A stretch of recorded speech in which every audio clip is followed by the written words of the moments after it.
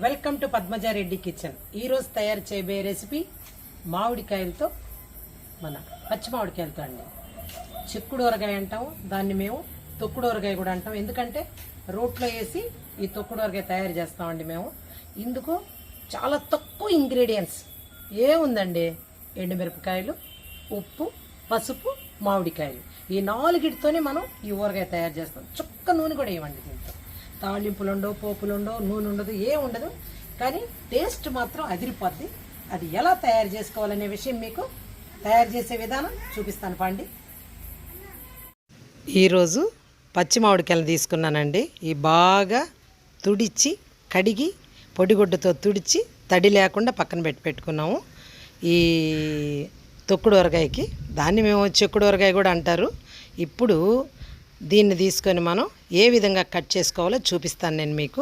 చూడండి, ముందుగా ఈ మామిడికాయని తీసుకొని ఇప్పుడు చూడండి, ఈ విధంగా ఆ దబ్బల్ని ఈ విధంగా కట్ చేసుకోవాలండి. ఈ ఊరగాయకి ఇదే టైప్లో కట్ చేసుకోవాలా.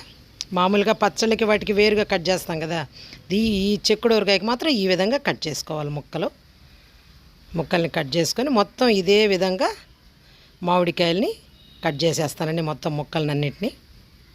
ఇప్పుడు చూడండి, ఇప్పుడు ఆ ముక్కల్ని తీసుకొని పక్కన పెట్టేసుకున్నాము. ఇప్పుడు మనం రోల్ దగ్గరికి వచ్చామండి. చూడండి, ముందుగా ఒక 150 గ్రాములు ఎండుమిరపకాయలు తీసుకున్నాను.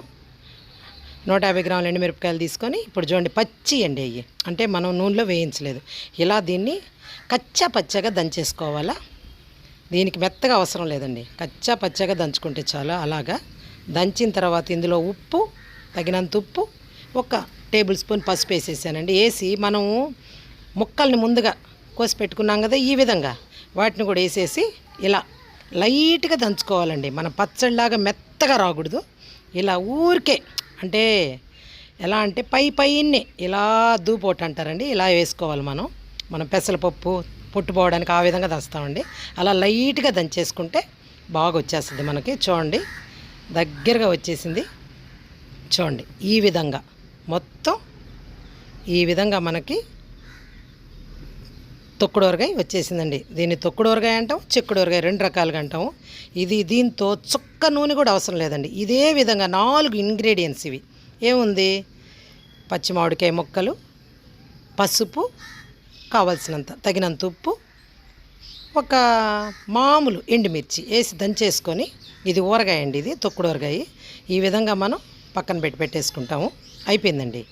ఈ విధంగా తొక్కు పెట్టుకుంటే దీంతో పోపులు, దీంతో ఆవాలు ఏం అవసరం లేదండి. ఇది పాతకాలం వంట. మన సద్దన్నంలోకి కానీ, పెరుగన్నంలోకి కానీ, వీటన్నిటిలోకి దీన్ని తినొచ్చండి. మజ్జిగన్నంలోకి వాటికి చాలా బాగుంటుంది ఇది. అంటే ప్రతి దాంతో ఆయిల్ లేకుండా ఈ విధంగా కూడా మన పెద్దోళ్ళ కాలం వంటిది. చూడండి, ఈ తొక్కుడు ఊరగాయ రెడీ అయిపోయింది. ఇలాగేనండి, కచ్చా పచ్చాగా దంచేసుకోవాలి దీన్ని. ఈ పులుపు, ఈ ఉప్పు, ఈ కారం మొత్తం కలిసిపోతాయండి. ఈ విధంగా దీన్ని మనం రెడీ అయిపోయింది కాబట్టి ఒక గాజు సీసాలో కానీ, జాడీలో కానీ, ఏదైనా ప్లాస్టిక్ డబ్బాలో కానీ, అంటే గాలి చొరబడకుండా మనకి జాగ్రత్తగా మూత పెట్టుకున్నామంటే మనకి పక్క రోజు నుంచి, మరుసటి రోజు నుంచి మనం దీన్ని తినొచ్చండి. మనకి మజ్జిగన్నంలోకైనా దేనికైనా నంచుకొని తినడానికి చాలా బాగుంటుంది. మీరు కూడా ఒకసారి ట్రై చేయండి. మా వీడియోస్ మీకు నచ్చినట్టయితే లైక్ చేయండి, షేర్ చేయండి, సబ్స్క్రైబ్ చేయండి, బెల్ ఐకాన్ ప్రెస్ చేయండి, కామెంట్ చేయండి.